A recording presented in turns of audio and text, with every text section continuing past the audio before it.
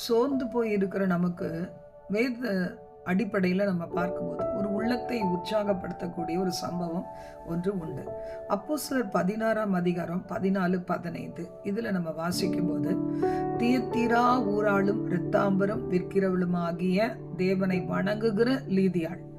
ஏற்கனவே அவ தேவனை வணங்குகிறவ தான். ஆனா அன்றைக்கு சொல்லப்பட்ட வார்த்தைகளை உற்று கவனிக்கும்படி அவளுடைய இருதயத்தை கர்த்தர் திறந்தாராம். இன்னைக்கு நாம நினைப்போம், நம்முடைய வாழ்க்கையில நம்மோடு சம்பந்தப்பட்ட பிள்ளைகளை நினைக்கும் போது அவளுடைய செவிகள் திறக்கப்படாதா, இருதயம் திறக்கப்படாதா என்று ஏங்குகிறோம். ஆனால் குறித்த காலத்திலே ரட்சிப்பு நிச்சயமாக வரும். லீதியாளுடைய இருதயம் திறக்கப்பட்டது. பவுல் பிரசங்கித்ததை உற்று கவனித்தா. அப்ப என்ன செய்ததா? அவளுக்குள் ரட்சிப்பு வந்தது.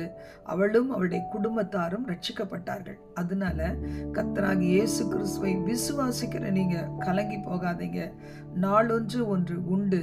அந்த நாளிலே ஆண்டவர் அருமையாய் ரட்சிப்பார், ஆசீர்வதிப்பார். God bless you.